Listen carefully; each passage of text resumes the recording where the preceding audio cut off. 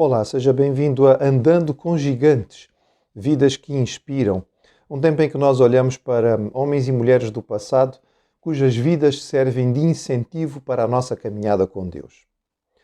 James Hudson Taylor tem sido dito por alguns estudiosos de missões ao longo da história da Igreja que depois do apóstolo Paulo nenhum outro missionário teve uma visão tão ampla e trabalhou de forma tão clara e estratégica para um alcance missionário de uma região tão vasta quanto Hudson Taylor, famoso missionário conhecido por aquele que iniciou a principal organização missionária no interior da China. Hudson Taylor nasceu em 21 de maio de 1832 em Barnsley, no Yorkshire, na Inglaterra. Ele era filho de crentes fiéis e foi consagrado ao Senhor, sendo o primeiro filho da família. O seu pai era um pregador metodista leigo, era farmacêutico, e já com 5 anos de idade, quando questionado, Hudson Taylor já dizia que quando crescesse ia ser missionário na China.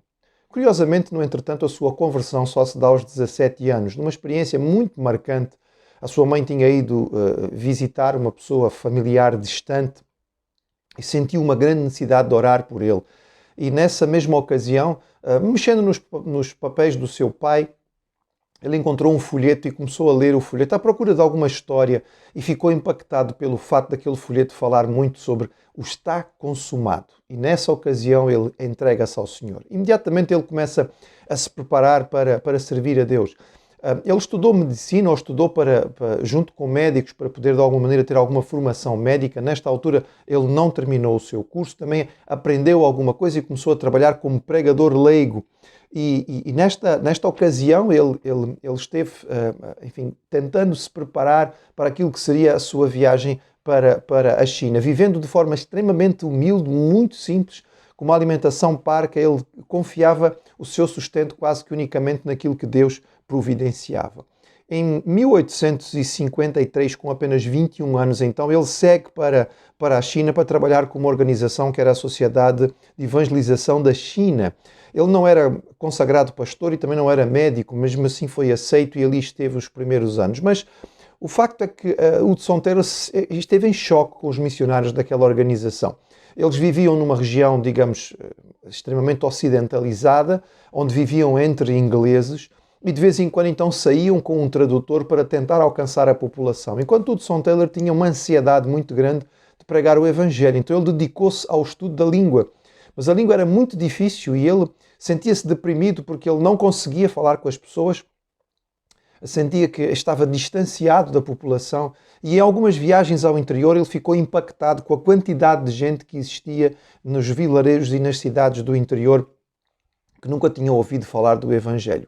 E depois de vários conflitos com os missionários desta organização, ele começou a perceber que havia necessidade de uma mudança radical. Ele precisava ser diferente. As pessoas tinham mais curiosidade de perceber a sua roupa e ver as coisas próprias do estrangeiro do que ouvir a sua mensagem. Então ele tomou uma decisão radical. Ele raspou parte da sua cabeça, deixou crescer o cabelo para fazer uma trança, tingiu o seu cabelo de preto, porque ele era loiro, e começou a vestir roupas chinesas e imediatamente foi desprezado pelos outros missionários. Depois de algum tempo de conflito, em 1857 ele se demitiu desta organização e acabou por ter que voltar, digamos, a viver de uma maneira diferente, porque ele entendia que havia uma forma de alcançar estas pessoas. Foi neste tempo que ele conheceu Mary Dyer, que foi, digamos, uma das suas paixões. Ele já tinha estado, digamos, noivo 2 vezes antes, mas as coisas não tinham corrido bem. E esta jovem correspondeu à sua paixão. Ela era filha de missionários na China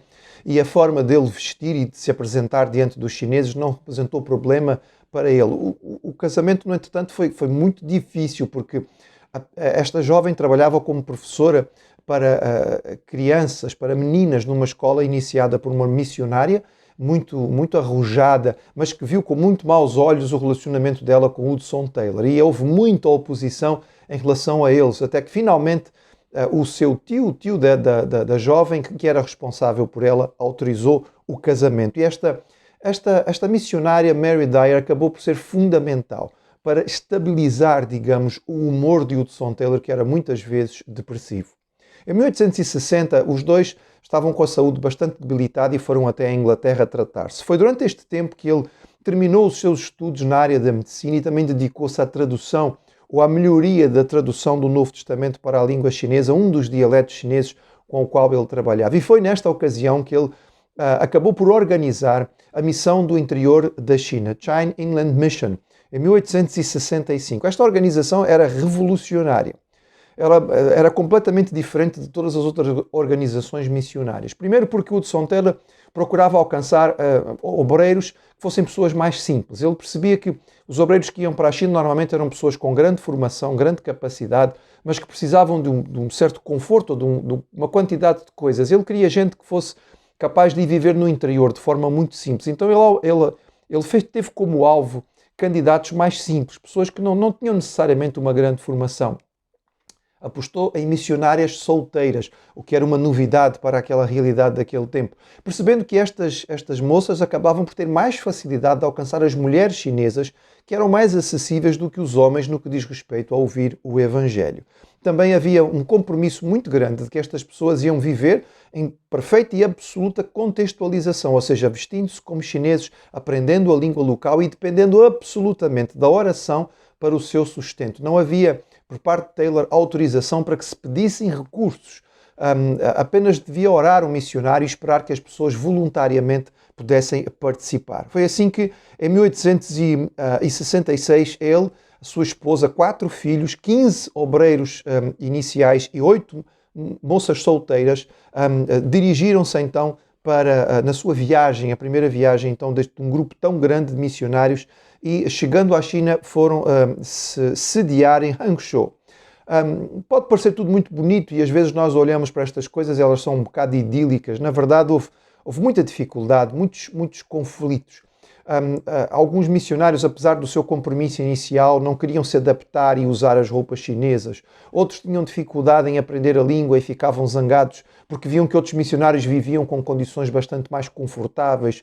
Alguns tinham dificuldade em acreditar apenas pela fé e, contrariamente à orientação de Taylor, pediam recursos a algumas pessoas amigas. Enfim, tudo isto trouxe dificuldades e problemas. Além de tudo isto, levantaram-se pessoas a nível local, chineses, para atacar as pessoas da missão, entendendo que eles eram estrangeiros e não queriam a presença daquelas pessoas.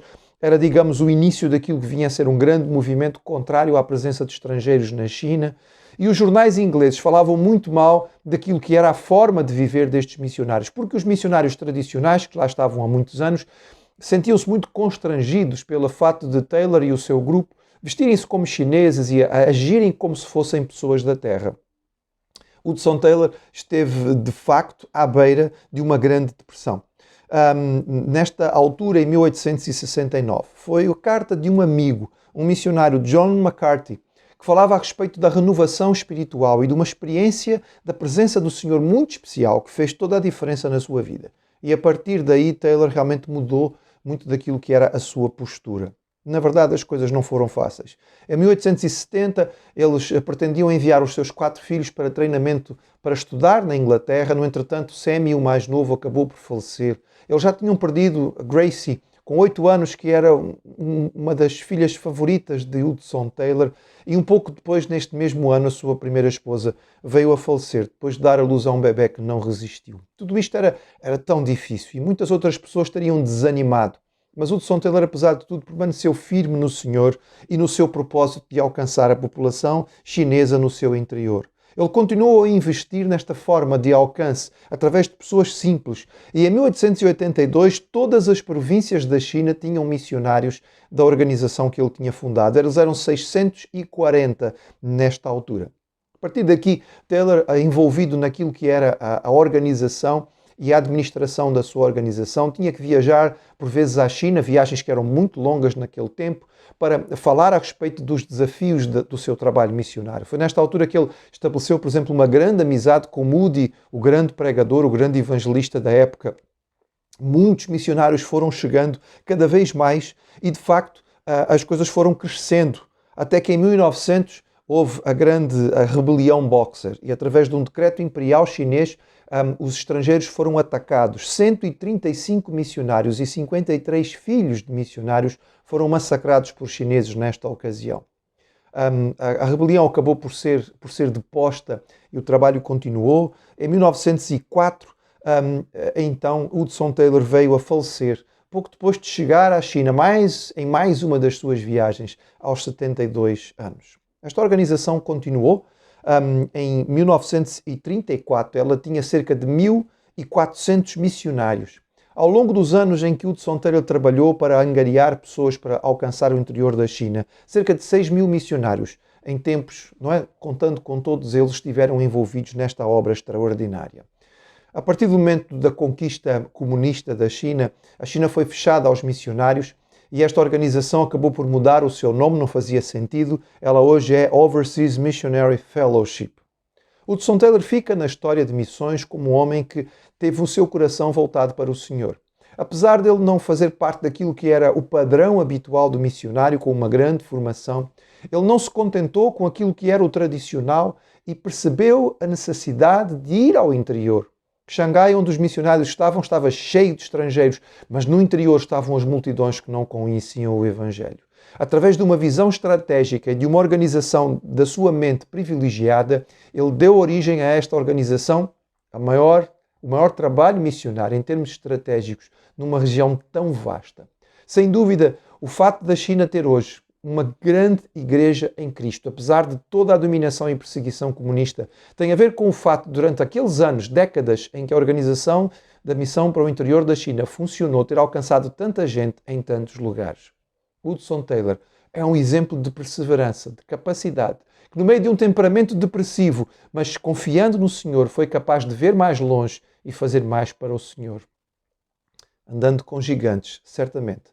Vidas que nos inspiram a servir o Senhor.